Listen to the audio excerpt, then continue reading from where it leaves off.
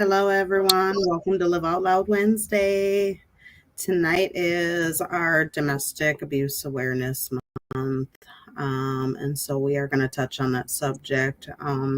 That subject is a little bit touchy for some people. So I would advise if that is a subject that you are not into or a little bit triggering to you, for you to please either be cautious about it and or log off of it. We're going to kind of dig into it. We're going to tell our own stories. We don't have any special guests this week, but moving forward, we will have special guests. Ab, do you want to start off? Kind of tell some of your experiences. Sure. Um, let's see. This is easier for me, I guess, the more I tell it, the more I talk about it. Simply because there's growth, right? There's always growth as you move forward and time goes by, and as you help more people, the more you help other people, the more, I don't know, for me, the more I'm finding, the more that we help other people, the more easier, because it's still painful, but it's a little easier to tell it for me, versus 2 years ago versus last year.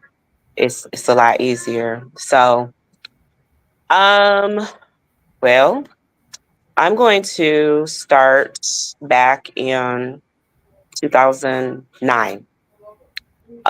2009, I became involved in a relationship with my ex-husband. Um, he was kind. He was sweet. When I met him, we sat next to each other at work. Go figure, right? We met at work. I was in something, dealing with something, and something I desperately wanted to get out of. He was kind of like the knight in shining armor. He was kind of like, I remember telling him, I was like, I have a husband and a boyfriend. You don't want these problems. I remember telling him that, right? And he was just like always wanting to go to lunch together, always wanting to walk around with each other. Um, so we started spending a lot of time together. Obviously, we sit next to each other. We worked at a collection firm. So we're sitting next to each other. We're learning about each other, getting to know each other. And, feelings started to grow out of that.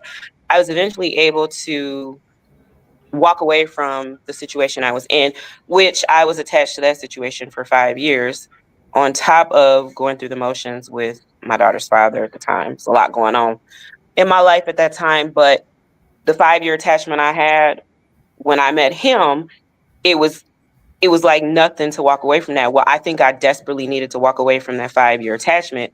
So I latched on very quickly to my ex. And so he and we started going to lunch together. Lunch eventually turned to dinners. And our children were the same age. He had a 2 year old son. I did know he had stepchildren that he had helped raise.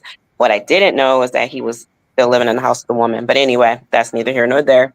Fast forward a little bit, that ended up ending. He and I ended up becoming a couple, and we moved in together. Oh my God. When we moved in together, I should probably say there was a couple warning signs before that. One of them was he, I remember being in the store with my daughter when I actually allowed him to meet my daughter. And this is the stuff you need to look at in relationships when you're getting involved with people. You don't dismiss what I'm about to tell you, because you never tell yourself, oh, that'll never be me, because baby, it will become you. Um, I was very, very guarded about who would meet my daughter. She was 2. And so I think he and I had been dealing with each other a few months before he actually did meet her. And he met her by accident. He wanted to see me really bad, and me and her were shopping. So then, um, he came up to the store. Well, his phone rang in the store, and it was his child's mother. And she was asking him something about their son or whatever. And he was like, bitch, I don't know what the fuck you fucking laid down and opened your legs and had him. You motherfucker. The way he was talking to her, y'all, when I say the way he talked to her, my baby was sitting in there, whatever. She wasn't used to that. Like, I don't talk like that around her. And so I was like, okay, you opened up your legs and had, like, you know what I'm saying? Like, I was like, all right. But then I was like, nah, he would never talk. I was like, okay, she must be whatever, because I would never allow somebody to talk to me like that. Wow. The way he spoke to her was very chilling for me, even in that moment. And I was like, so when he hung up, he was back to the sweet, wonderful person or whatever. Cool. Fast forward, all that, whatever. He ended up leaving the situation, whatever, whatever. We ended up moving in together briefly. The first horrific encounter was the drinking. So the alcohol, usually during the week, I was very mellow in the house. The alcohol was on the weekends. And the reason why the alcohol became a factor on the weekends was because I was not a fan of drugs. And so he was a recovering drug user. And so to not use drugs, which is cocaine, whatever his drug of choice was, he would drink. And so looking back on it now, where I am now, I really believe a lot of that was blame. Like the anger he had in the drinking was probably being angry with me because he had to make some adjustments in his lifestyle. But at the time, it was like, okay, every weekend you got to get drunk. Like here we are every weekend. And the first weekend that I endured just the worst experience of my life, we had actually went out to a club. And when I tell you we only went to a club 2 times in the whole time we was together, we only went to a club 2 times the whole time we was together. We went to the club, we're in the club, he's somewhere dangling around somewhere. Dude walks up, starts talking to me. I wasn't being extra friendly, overly friendly, none of that. I was more along the lines of like telling him, like, trying to be like, he like, hey, what's up? What's good? And I'm like, and he walks up and you out here motherfucking embarrassing me, and it's just going off. Like, and I'm looking like, and like he grabs me, like we go out the club and he's just living. He's going at it. We was in the club with a family member of his and another one of her friends. And I mean, he started cussing me out, bitch, did it just going in. And I'm like, hold up. I'm like, am I in this? Hello? Like, I'm confused. Like, am I hearing this? And you grabbing on me. And then we get in the car. And that was the first time I threatened to jump out of a car. We were driving down the freeway and he was talking to me so horrific. Like I was all kinds of names I had never even heard anybody call me before. Bitch, motherfucking hoe, nah, you acting like a hoe out here. And I just talking just reckless, right? And I'm like, I will get the fuck up out this motherfucker. Bitch, you can get the fuck out. Then as I start trying to open the door to get out, this motherfucker pulls me back in. It was just something I had never experienced. We get in the house and it's hem you up, choke you time, right? Like it's at that point, it's like you disrespecting me. You gotta get your shit in check. Like this is something different for me. And so here's what my goofy ass went and did. And I say goofy because when I look back on it, it's crazy. I was wrong. Don't even know what I did, right? I was just wrong. I was wrong for talking to the person for too long. Wasn't even talking to the guy for too long. Just was wrong for it. That was the first encounter. So what did I go do? I went and got a tattoo, his name on my back, because I had to prove my undying love, because I was given the silent treatment for days. I was being made to believe that I was just the Antichrist for nothing, y'all, right? Because if y'all hearing it now, that don't even really sound like nothing, right? Back then to me, it was something because I had to have done something wrong. Like here I am, this 29-year-old, I'm 28 at the time. Oh my God, he is not talking to me. And I'm trying to make up for it. So I literally go, and we had to be together all of maybe 5 months. And I get this dude's name tattooed on my back. Fast forward throughout the duration of the relationship, and I'm not gonna like go from detail to detail. I'm just gonna give some basics. I'll give you two of the most hurtful experiences I went through. One involved my daughter. So I had told him that I thought that his son could use some help in some areas, which we found out later was true. Kids had to be about 3, 4 at the time. He says to me in a drunken And this is I'm using more of less physical experiences to talk about because I want y'all to get it, right? I want y'all to understand that it's not all about how somebody can choke you, hem you up, punch you, hit you, kick you, spit on you, whatever. Well, ain't nobody ever spit on me. They would not be probably around to tell it.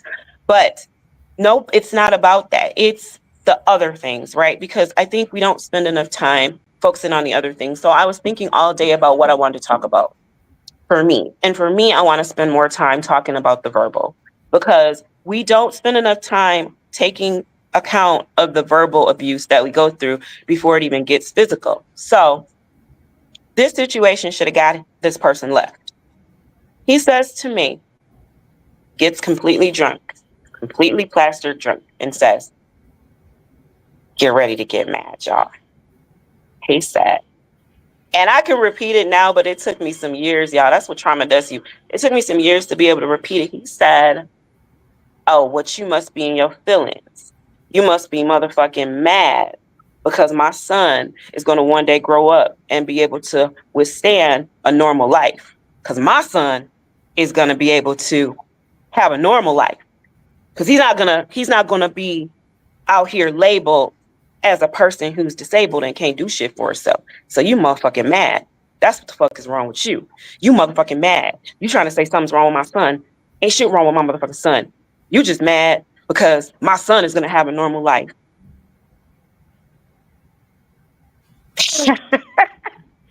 Woo! I said that to y'all. You know, it took me a long time to be able to repeat that. A long time. Y'all know what it is for me. My daughter has cerebral palsy. She was born with a brain injury. You jealous of a baby? Like, that's something else. You know, my daughter, when she was 3, she has a split on her ear right now to this day. I left her in his care. She had to get a stitch. I can't tell y'all for the life of me if she really fell and hit that table or what the hell he did to my baby. But I'm going to tell you right now, I never want to find out. All I know is that she was young enough at the time to whatever it was that could have possibly happened. She's all right now. And God got her. God made sure that the situation was no longer a factor. But when I say what I said just now about what was said, those are the things that I'm speaking of. Nobody has a right to verbally misuse, mistreat, abuse you out of their mouth. Nobody. I would always get said, so I remember a couple times, oh, you think you motherfucking mother of the year over both these kids? You ain't mother of the year. And then the next morning, this, you're everything. Why? I don't know why I said that. I was drinking. I was this, that, and the other. Y'all, I drove myself to St. Joe's because I had a gash in my head. And the reason why I had a gash in my head started from a verbal argument.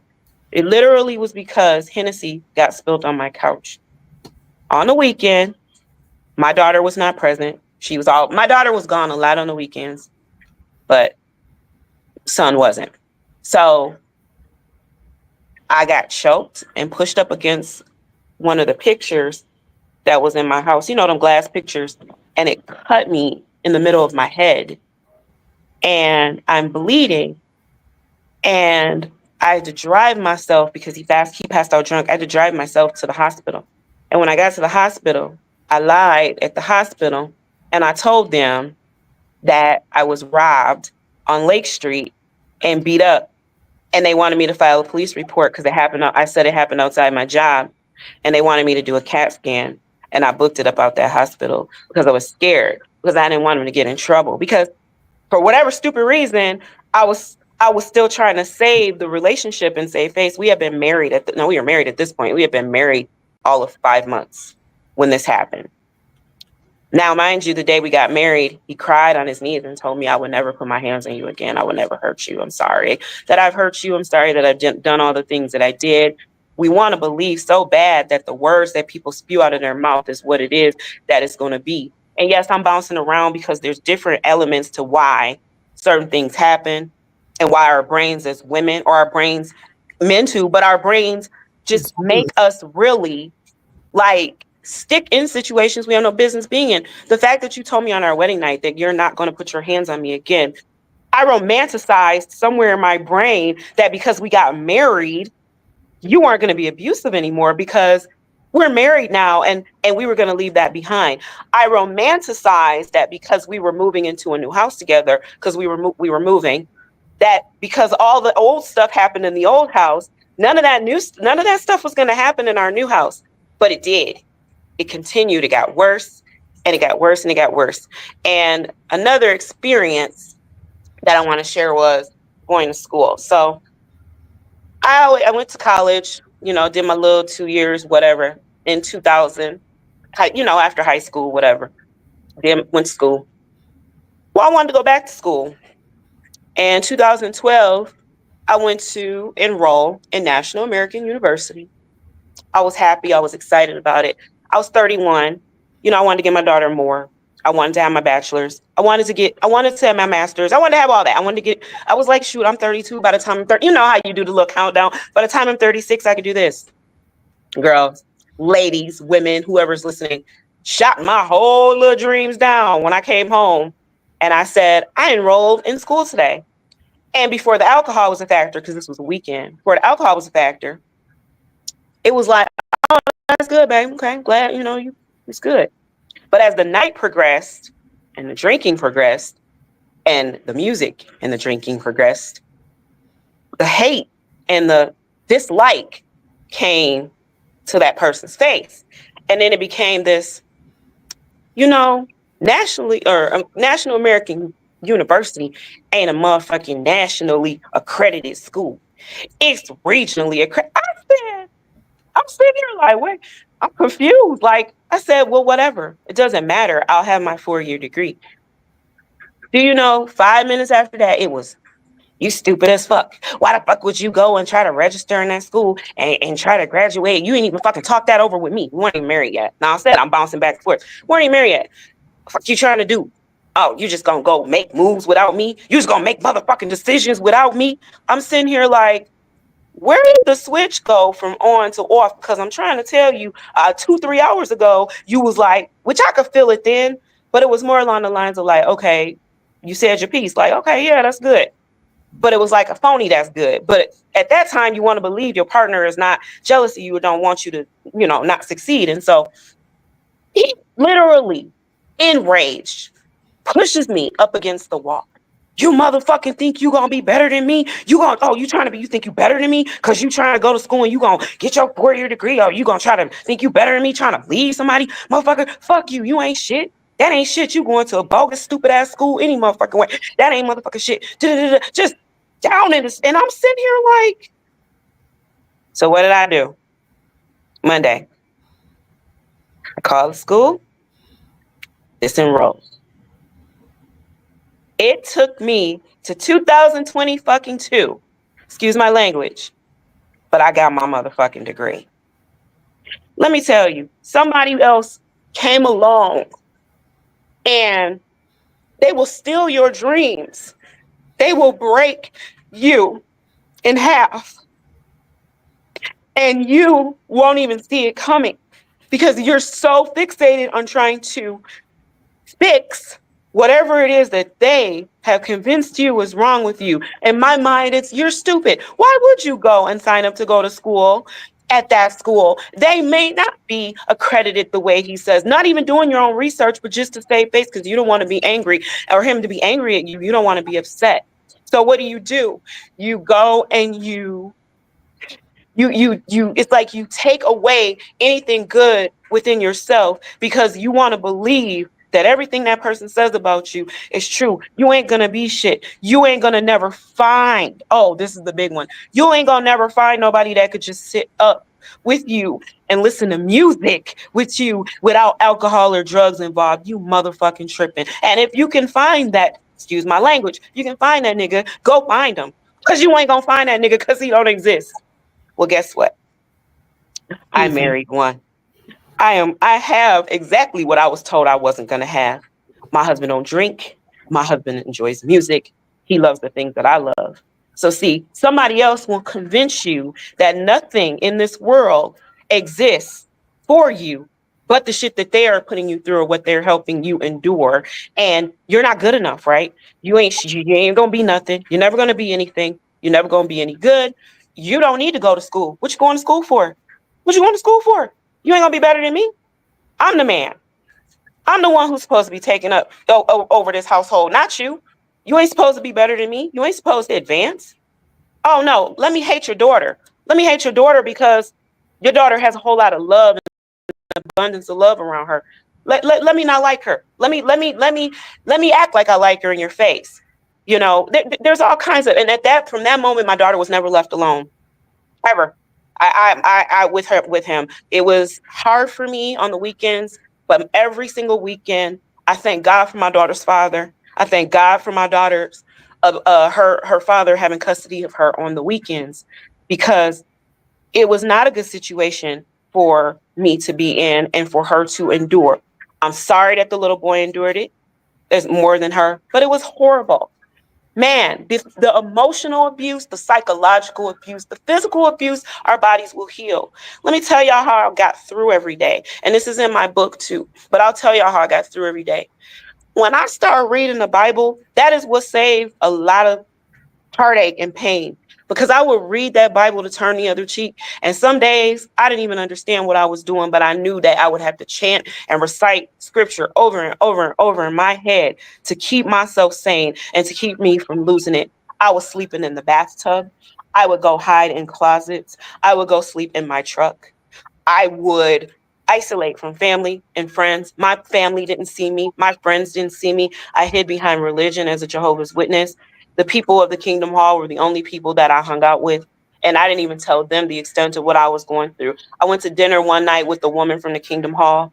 He was calling me on my phone, calling me all kinds of bitches and threatening me on the phone. Do you know how hard it was to sit there across from that table with that woman with a sound face, not letting her know what was going on with this ministerial servant that was on the phone? I went through a lot trying to save face, a whole lot trying to save face. And I wanted to focus more when I told my portion on the verbal and the mental, because a lot of y'all out here are making excuses for the fact that, because me, I could say I went through a lot more psychological and mental than the physical. Yeah, it was physical, but I made excuses to say, well, it's not that bad. It's not that bad. A few hits, kicks, whatever we got going on, it's not that bad. But that stuff that people say out their mouth, that's how they really feel about you. And Mhm. I don't care how many times somebody says they're sorry. I don't care how many times somebody says they don't mean it. I don't care how many conversations, all that. Let's talk and sit down. You're wasting your fucking breath. Excuse my language, but this subject makes me very upset because I'm so tired of seeing the cycle repeat itself over and over and over again. And the pain that I have experienced has brought me to where I am now. I have a loving husband who don't even yell at me. We have conflicts, but we don't have that kind of conflict. My daughter's safe. She's in a situation where, people love her, not jealous of her, not feeling some type of way towards her. I advocate heavily for women. This is what Women Empowered started as, because we wanted to get the message out, right? We wanted to help women understand you don't have to go through this. You don't have to be a victim of this. You're not what they say you are. And even if they don't say it, that manipulation of making you believe that you're less than whatever it is that you're going through is bullshit. Because you're not. You're more than that. And so I really wanted to just kind of give a couple examples of how somebody's words can really make you, like, you could rechange your whole life. Who knows? I could have finished school in 2014, been done with that part of my life. Who knows? And maybe, and that wasn't God's plan. That's not what I'm not saying I went against the grain, but what I am saying is people will hold you back. People will hold you back and stop you from stunt your growth just because they're jealous of your growth. Jealousy lies in domestic violence. Jokes, domestic violence, jokes, your partner. Be very mindful of the person that you call partner or that you wake up next to. Because at the end of the day, your partner is supposed to be your biggest supporter. They're supposed to be your biggest supporter. They're supposed to be somebody that's down for you. Like, you're not supposed to wonder if the person you're with is somebody you're supposed to be with. If you're sitting here like, I don't know, we should, you're probably not supposed to be there. Domestic violence, and then I'll give it to somebody else. Domestic violence is not because he hit me. Domestic violence is anything that feels violent or unsafe in a domestic situation or a domestic relationship. So that's my couple of experiences that I wanted to share. I'm in a good place now in my life. Nobody's over here yelling, talking crazy to me. I know how to communicate. I've built a partnership based around communication. Um, I advocate now. That's what I'm doing in 2024. Advocating and helping other women get out of these situations, helping them understand the importance of removal from things that are no longer serving them.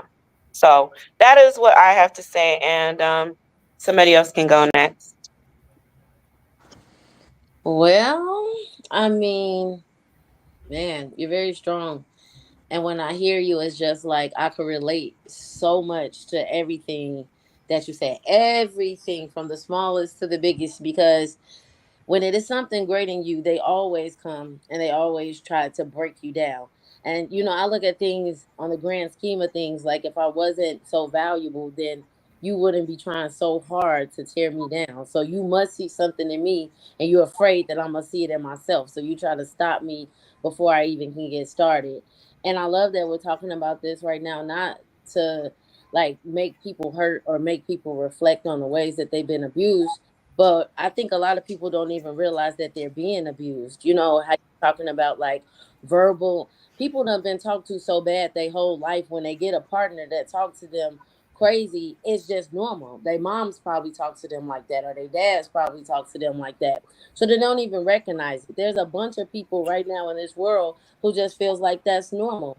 But like to what Ed was saying, is anything that makes you feel uneasy, then it's probably not should be happening, and it's probably not healthy for you. And the first thing you got to do is understand that it's okay. It's okay for you to recognize that someone's talking to you crazy. It's okay for you to say, hey, I don't like when you talk to me like that. Anything that makes you feel like you need to minimize yourself, it's not for you. A partner should make you better. They should make you stronger. They should add and not subtract.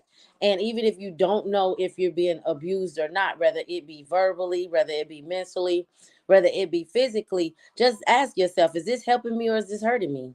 Point blank, period. There's no in between. Even if it's a joke, does that joke make me feel good and make me feel good about myself, or does it tear me down on the inside and make me feel uncertain about myself? Um, I just really want people to be aware, because I grew up in one of those places where we didn't really hear kind talk. So as I grew older and I started having relationships, when someone would call me out of my name, it really didn't feel unusual to me. It was normal to me. So I never really felt no type of way about it, because I was like, oh, I see my mom and them go through this, my aunties go through this. It was happening in my household. So it's like, oh well, okay. It's not a problem. And so then you live your whole life in that until you're in a situation and you realize, like, I hate my life. That's where I ended up. I ended up like, how did I even get here, and wanted to end my life because I was just so tired of being beat down verbally, mentally, emotionally. And for me, it's like Eb said, like the scars will heal, like they'll be gone. You may look at them and remember the time, but you won't feel that pain like that mental abuse. It cripples you, it paralyzes you, it stunts your growth, because you feel like there's nothing more that I can do. This is all that I'm good for, is this right here. So you give up. You give up on yourself. You give up on your hopes. You give up on your dreams. Like, I'm sitting here listening to Eb talk, and it's like, I think I like when you were saying stuff, like I was thinking about situations that I've been in, kind of similar to those, but they don't hold no weight today. Like, I'm so far removed and so healed from those places that they don't really bother me.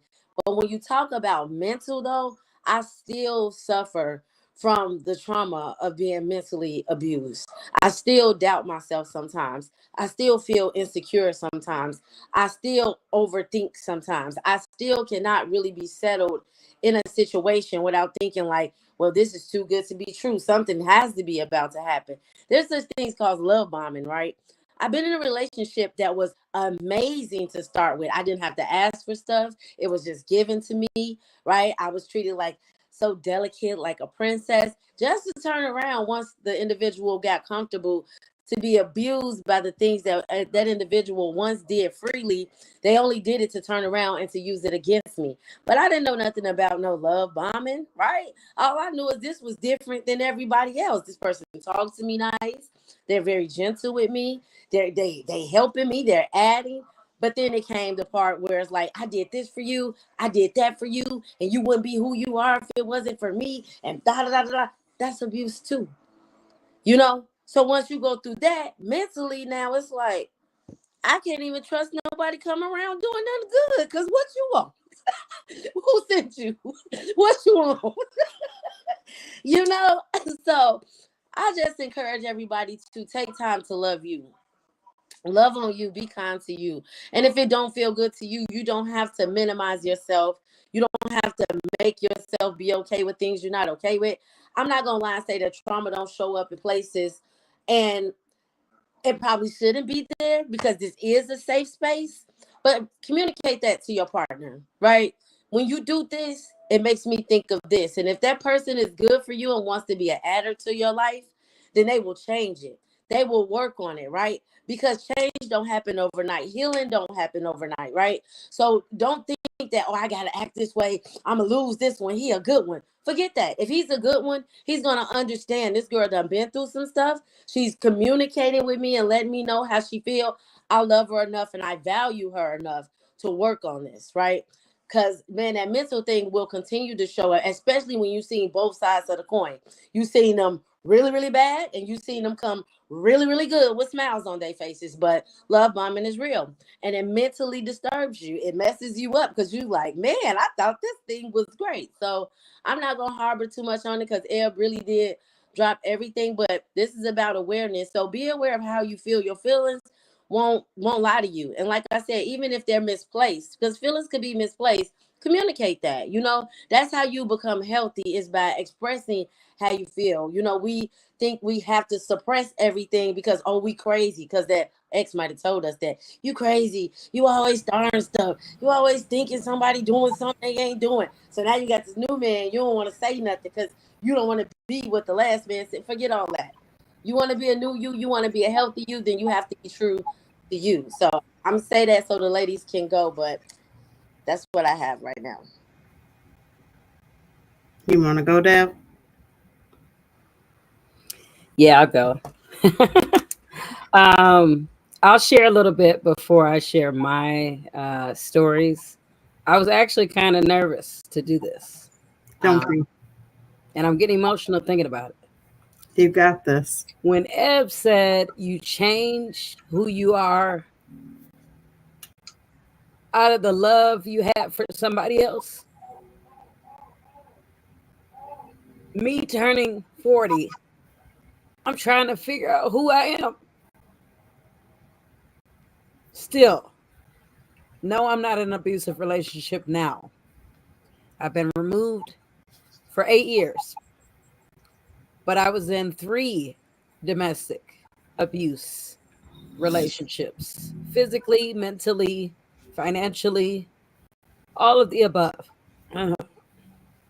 So I try not to bring the baggage to my relationship now.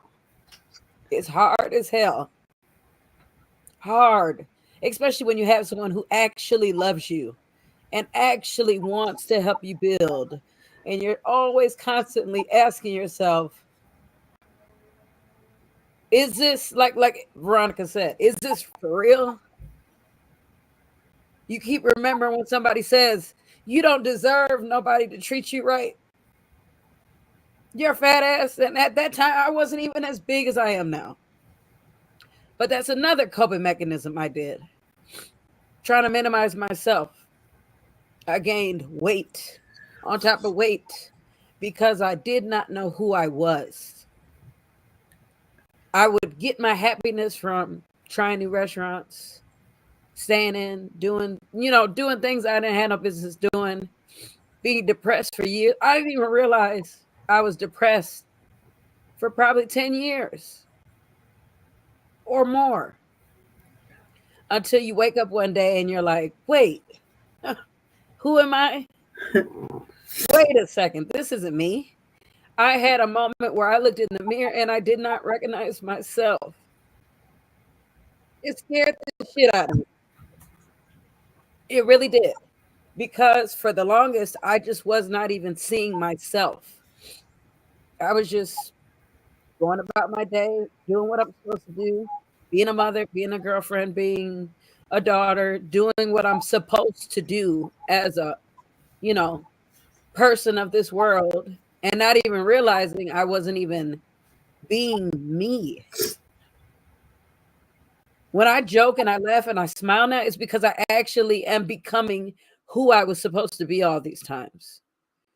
I remember I used to post pictures every day at work on my break, and I would always smile, and I always had this same smile on my picture. And my ex told me, "Why do you always smile so smiley in every single picture? It looks fake and stupid." So for the longest, I stopped smiling in my pictures because I thought I looked fake and stupid. Literally, stop smiling. And when I look back and I think, I said, wow, I'm such a strong person, but I was so weak for all the wrong reasons.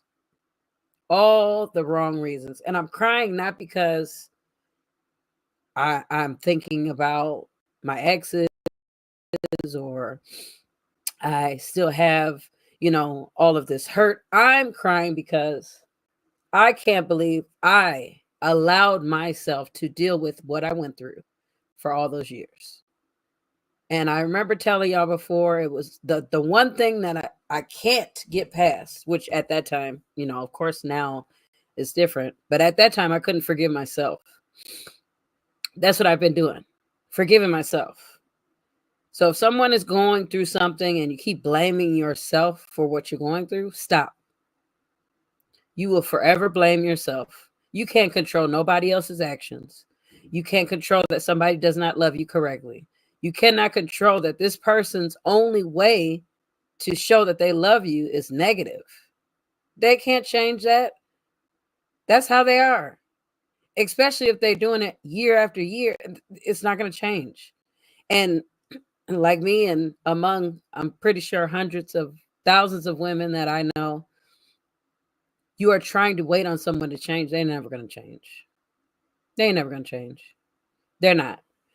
And you have to look inside yourself and say, this ain't it. I got to go. It's going to be hard. You're going to have to start over. You might have everything you wanted in life except for that happiness. Leave it. It ain't worth it. If you got to start over, leave it. Because peace of mind is the best thing you can have in your life. I sit in my house, sometimes in silence, and I can't believe how much peace I have in my heart. Sometimes I don't even think it's real. I'm like, is this a dream? This got to be a dream. It's not. And when I look back at everything I went through, I'm like, man, what was I thinking? You know what I mean? Like, just to be with someone. When I don't even know what experiences to really talk about because I've been through so much. I was like, what should I talk? I asked Reggie, what should I talk about? He's like, talk about something else. I don't know, somebody else's situation. I'm like, I don't know what to talk about. But you know what? You don't. So I kicked that off. But I feel like if you don't have anything, I mean, as far as like the sharing that exactly, I think we're on a good pace. I mean, I know if Davina wants to share hers or if you want to share, but I mean, we're going at a good pace with even Veronica. Like Veronica was able to, like I said, I kicked it off because the reality of it is that we all know what it is. We know what domestic violence is. You could share yours, she could share hers, I could share mine all day. But one thing for sure is that to be able to go to your current partner and to say, hey, babe, what should I talk about in regards to the domestic violence that I've dealt with means you have elevated. This is this is to show that there is a light at the end of the tunnel, right? You can elevate. And so even that right there was just everything for me to hear. I mean, I know that y'all, but for other people, I'm sure like, hey, she can even go to her current partner and be like, what should I talk about? That's just dope. And so if you don't want to, get into all that, just keep talking because it's great. We're where God is placing us to be, and the message that we are given. I do want to interject before we go into some, just to say it was something that you said when you said that you sit and you look around and you're in your house and you look, it's like a surreal feeling for you, kind of like that this is where I'm at. I have that every single day. Yes. It's something that when it's a graceful feeling when Mhm. you're able to walk away from something that's breaking you. And I do want to Yeah. share really quick before I forget later. When you're dealing with somebody, and again, we're not honing in on physical. Domestic violence is domestic violence. When you are dealing with somebody and you promise yourself that you are this strong person and ain't nobody ever gonna break me and ain't nobody ever gonna abuse me and ain't nobody ever gonna do this because I'm me, you're lying to yourself. Because I'm one of the toughest people out here in the world when it comes to fighting. I know some of you other ladies are too. And the Mhm. honest to God truth is that I was weak. And I needed to be able to own that and admit that to myself, that I was in a situation that I didn't any longer have the control to walk the fuck away. I didn't Mhm. have control God of my chose own to life. show up to humble us all Yes. at the Mhm. time of our need to be humbled in every and any situation. When we think that we are unstoppable or irreplaceable or wherever it is that we at, he seems to meet us in that area to show us that this is not that. Um, and so, yeah, when you think that I'm unbreakable, he shows you, like, yes, girl, you can be broken. Um, I seen a comment. Someone says, "How do you forgive yourself?" answer that. Me personally, it took time. I had to really look at every situation I went through and say it was not my fault. Because a lot of times I was blaming myself. Oh, maybe if I didn't say this, then he wouldn't have put his hands on me because of that. Or maybe if I would have gave him sex more often, he wouldn't have cheated on me. Or it's so many different scenarios where you try to make light of the reason why someone is abusing you or mistreating you. Um, and honestly say, no, they would have did that regardless. This person is just a bad person. They might be a good friend. They're not a good partner. They're very abusive. A lot of people know my exes and they're like, dude, cool. Like, dude, cool. He really is. Like, and Right. I'm gonna piggyback and say, man, people be like, the brother from the hall? Yes, the brother from the hall with the suit. right. Yes, with the suits. Like, yeah, him. And Yeah, the shiny shoes. Yes, him. exactly. I would also want to add to part of getting to know yourself. Um, when you get to know yourself, you start to love on yourself a little bit more and start to appreciate who you are, which then you're able to start setting up certain boundaries and starting to notice things that you will and will not tolerate in life. Um, the things that you once would tolerate from somebody is because you thought that you were deserving of that, of how people speak to you versus how people move in your life, because you don't think that you're worthy enough. I just recently went through a moment of life, and I think I called each one of you guys and said, like, I had my waking moment. Like, I woke up just one day and said, like, who in the heck is this man to make me feel like I'm not worthy enough? Like, when God woke me up this morning, he chose me. Like, when this maker said I was worthy enough to be one of the people that he chose to put air in my lungs this morning, and another human walking this earth is making me feel as if I'm not worthy enough. Like, how dare somebody, and how dare I even give somebody that power over me? And so part of that is us taking our power back. Um, we need to stop giving our power away. We just so freely just walk around here, and we always are so freely with giving our power to other people, not even our significant others, but just people in general. Like, we got to start holding our power and realizing who we are as individuals. Like, I can give you something, but it not my power. Like, my power I need for myself. You can't hold that over me to take that from me and make me feel like I'm less than, like I'm not worthy enough. Like, worthy of who? Like, no, we might not be on the same level or fit in the same category, but who's to say your category or your level is higher than mine? Like, who's judging this? Like, pull up the judges and let's see, like, cuz your group of judges might be different. They may not be at the same level of where I put my judges. Like, um, we have to start looking at ourselves and saying, and part of that is I learned is spending time with ourselves. Like, I was so scared to spend time with myself because I was so afraid to be lonely, not realizing part of being alone is not being lonely. Like, those are two totally different things. Like, I had never been single. I have now been single for a year and I'm loving it now. I was so afraid to be single. I have been from one relationship to another since I was 12. And I don't think I ever want to really be in a relationship anytime soon. Like, I'm enjoying this space. Like, I get to sleep alone. I get to wake up alone. I don't have to answer to nobody. Like, the stress of another person right now. And there's just the journey of getting to know who I am, what I like, what I don't like, what I want to eat. Like, I don't have to worry about somebody else's plate of whatever they got. And I can attend to everything I have. And so I think part of that is getting to know who you are, like as an individual. Um, it is a big key of healing. I want to say something before I forget because it's about that. In my current relationship, you're talking with your spouse and you're talking about the things you like and want to do and goals and all of that.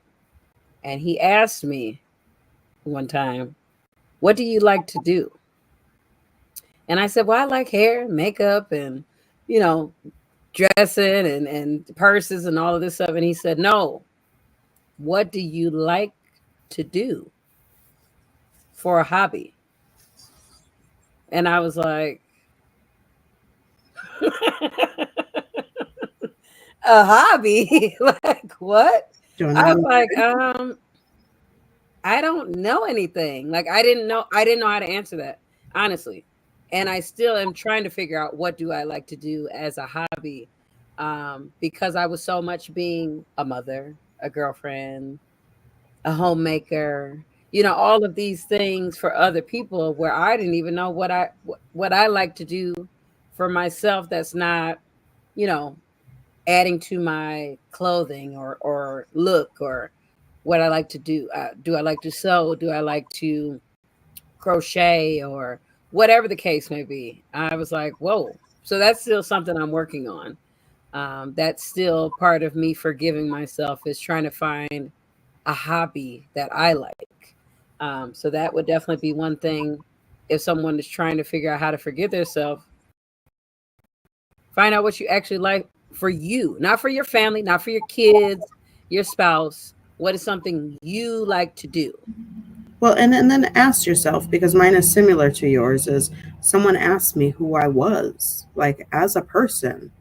And I was like, I'm Davina. Like, what do you mean? Like, I didn't know, like, what does that entail? Like, what does that mean? Like, what does that even look like? Just Davina. Like, I don't know how to answer that question. Like, I'm a person. What are you talking about? No, like, I have so many qualities to me. One thing I did want to say just to back it up to the forgiving yourself part. For me, and this is for me, maybe not for everybody else, not taking blame for everything, but taking an honest assessment of what role I played so I can make sure I don't play that role again and forgiving myself for allowing me to play that role, right? Because we can't control other people, but we can definitely control what we deal with and what we allow. And I mean, fear plays a part in it, comfort, love, attachment, all of those things. I get that. I was there too. I was scared to leave. Sometimes I just didn't want to leave because I was attached. So no judgment. But I just mean I think really to forgive yourself, you really have to own like what part did I play in this? right? How did I allow myself to do this? And what am I going to do going forward to prevent myself from doing the same thing again? And I just wanted to kind of put that out there because for a long time I was in that, no, they're just bad people and I didn't do anything to deserve this. Oh, pity me. And that pity put me into depression to where I just start feeling like, oh, well, this is as good as it's going to get for me. But like Davina said, once I took my power back and realized, like, wait a minute, I wasn't powerless over this situation. I only felt powerless, right? I only felt that way. But the fact of the matter, the door was right there. All I had to do was be willing to do what it takes to get through it. Whether that mean a fight, whether that means whatever, right? So I just wanted to say that as well.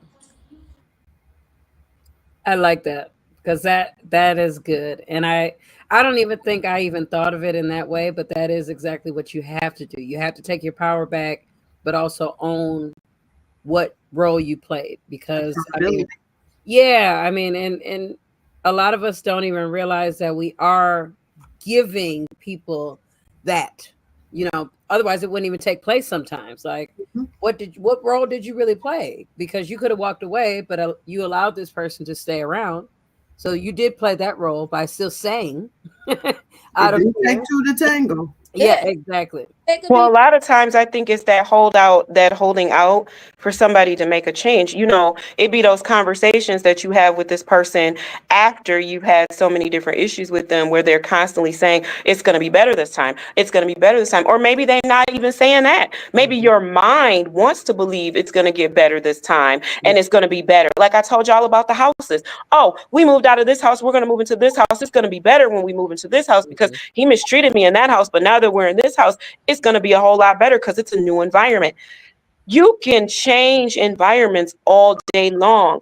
Leopards rarely without real therapy, and I'm not talking about going to therapy once a month or just to appease the situation, or I'm gonna go and I'm gonna try to get some help for a little bit of time. I'm not talking about that just to pacify you for the moment. I mean actual extensive help, and you're not even going to be able to be a part of that help. That's going to have to be something that you can't even be a part of. That's their own situation. You may still have to walk away and leave that alone. But my point is that when you're dealing with somebody and they are constantly there's reasons that we want to believe there's change. That is where our role comes into it, because we as human beings want to believe and see the good in everybody. Mhm. Most women, we want to see that person that showed up as the representative in the beginning, whoever that person was that we dated those first couple weeks. We are itching and begging and wanting and hollering and screaming on the inside for that person to resurface, and you constantly find yourself like, where are you at? Where are you? I know you're in there. Oh, well, if I act this way, you'll come back. But the You're minute right. we see a real Come back. you, we need Yeah. to take heed of that, and we need to know that that is the real you, and we need to always hold ourselves accountable for that. Yes. We always need to be 100% with ourselves and be honest. Mhm. I told y'all before, the man told me, like, I won't be good for you. And what I heard is a maybe. And that's not what that man said to me. That man Not at said, all. girl, He I ain't giving said you no chance. But Oh, in my mind, I want this to work. So that was a maybe. And I Mhm. wasn't being real with myself because I I do wanted also this want to to work. say the guys who, like you said, who he was the first few weeks. Mhm. I've experienced guys who they would do wrong and then they would do right to make up for it. yeah, Now I'm absolutely. buying you things. Now I'm Yep. doing this. Now I'm acting good for maybe 6 months. I And ain't and put my hands on you. I ain't did nothing.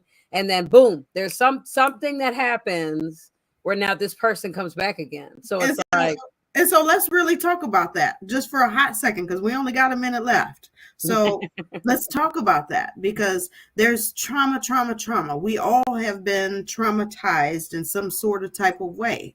mhm. And there's so much trauma in the world that those individuals also, like everybody, has some sort of trauma. And so we have to ask ourselves at the end of the day, when you show up and you meet somebody that has trauma, are you willing to deal with that trauma? How strong are you, and how much energy and forth do you want to put into this person that has this trauma That's that decision you got to make in the beginning, though. in the beginning? But I feel like That's why the older we get, we're supposed to be able to have those conversations. I think sometimes, well, me myself, I'll speak for myself. The relationships I was in previously that were abusive, I didn't have those conversations with them. It was more like I liked him, he liked me, whatever the case may be, and we got together. We didn't have those real life communication conversations where it's like, did you experience anything in your childhood? Were you raised by both parents or not?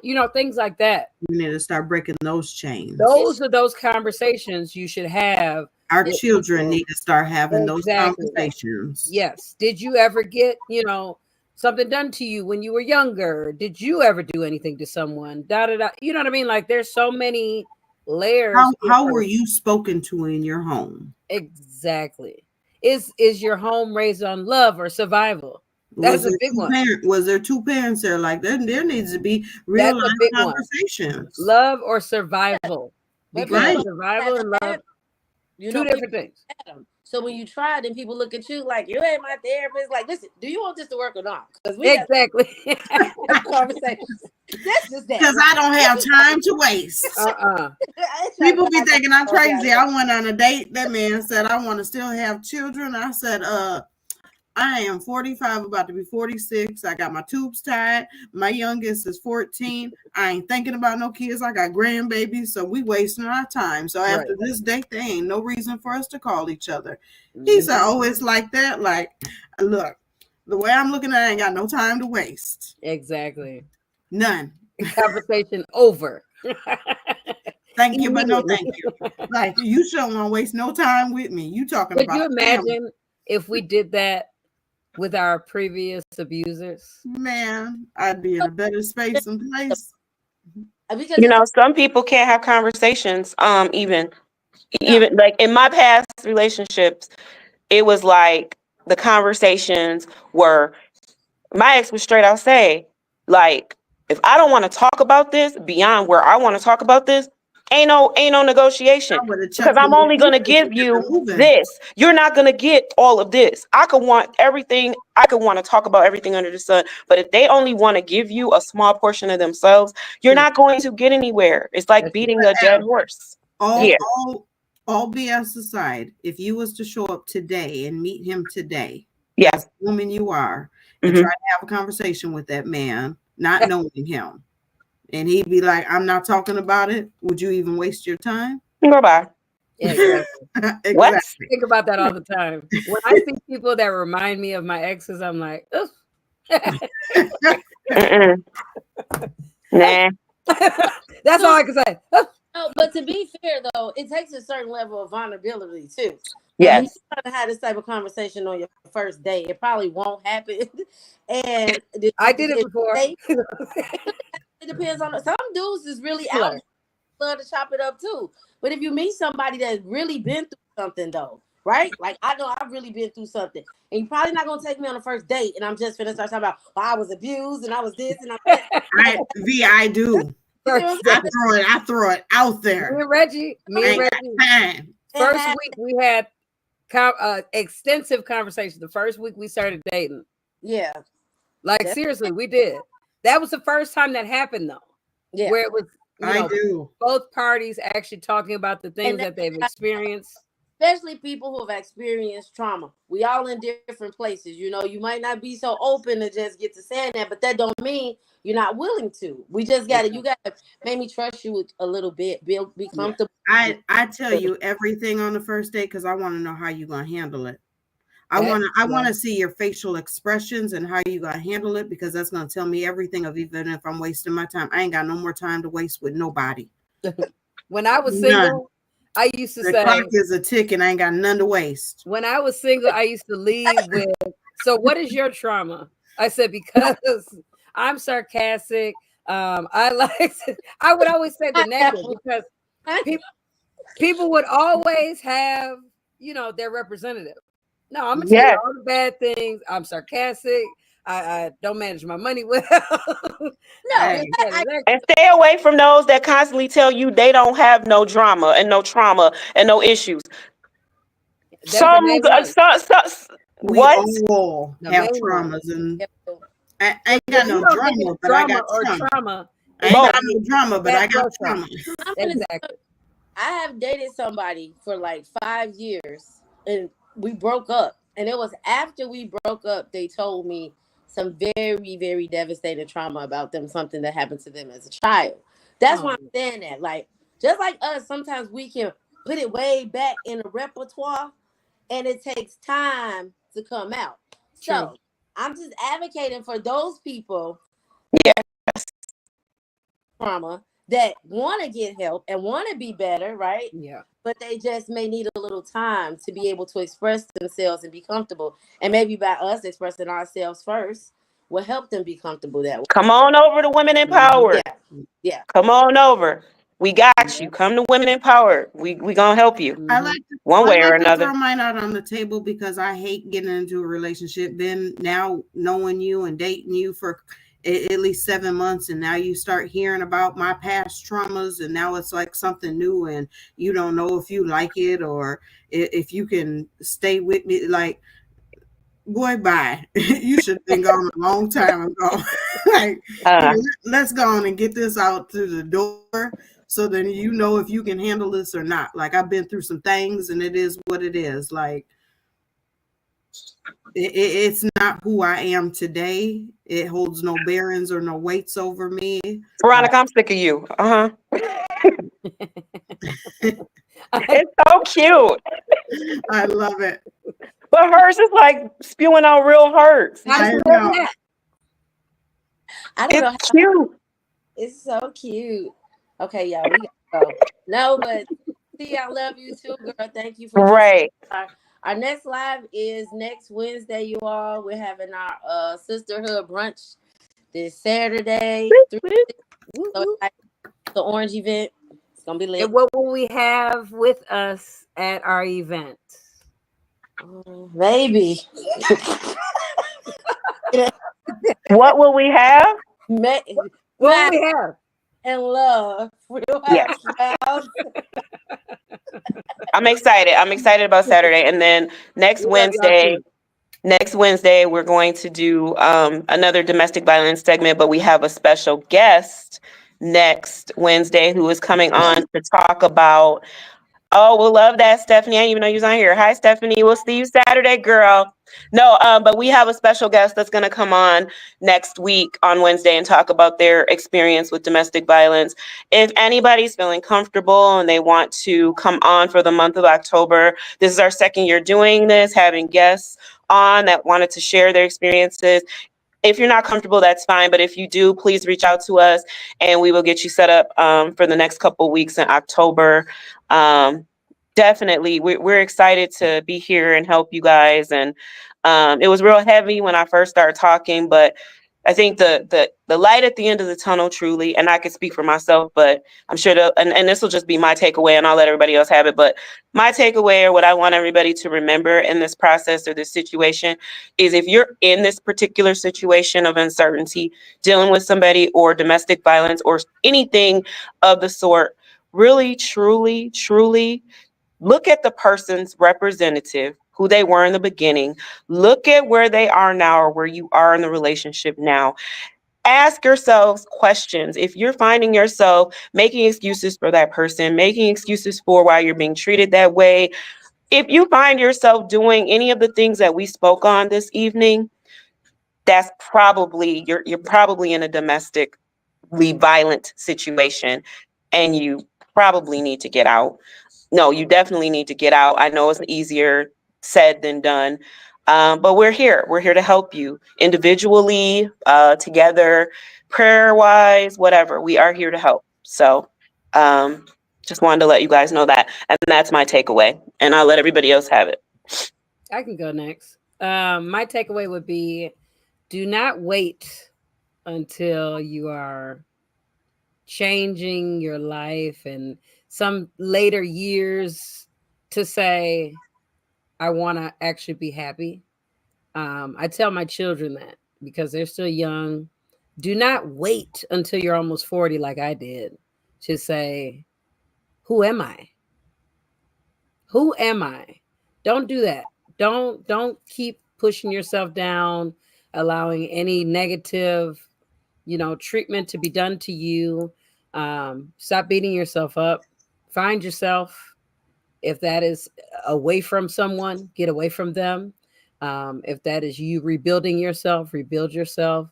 Women Empowered is here to help you to get through anything, whether that's through prayer, like Eb said, through one of our workshops, um, anything. We have a lot of different services. So please make sure to check our page to see what we have going on throughout the week. But don't just wait. Time waits for nobody. You can't get any of your time back. That's my takeaway: is embrace the now, and love yourself. That's my takeaways. Just like Miss Devin just said, love yourself. What you're looking for in someone else, give it to yourself first. And you'll see how your taste in people change. Point blank period. Whether it be friends, significant others, whomever. Love you first. And do everything with you and for you that you want somebody else to do. And stand on it. That's my takeaway. I'm gonna piggyback on that. Take your power back. It's that time. Stop giving our power away. We have to keep that. We need that. It's time. We have to love on ourselves. In order to be able to love somebody else, you have to love yourself first. Don't water yourself down to be with somebody else, to be able to fit in with somebody else. Stop dumbing yourself down. We as women have to stop doing all of the above of that. Um, we've done it enough and for too long, and it's time for us to stand up and be who we are. If it's for us, it will be like we don't have to fit in with anybody or for anybody. Like the people that we are supposed to be with and be around, they'll come to us. Like there's a place and there's a space for everybody, and you don't have to water yourself down, you don't have to dumb yourself up, and you don't have to give away your power in order to be able to belong. I love it. We love y'all. Thank you for tuning in. If you're watching this live or the recording later, please leave us some comments, feedback. If you want to see some type of podcast from us, let us know. If you want to be featured on one of our podcasts, let us know as well. We love y'all. We'll let y'all go. Good night. Peace. Bye. Have a good night.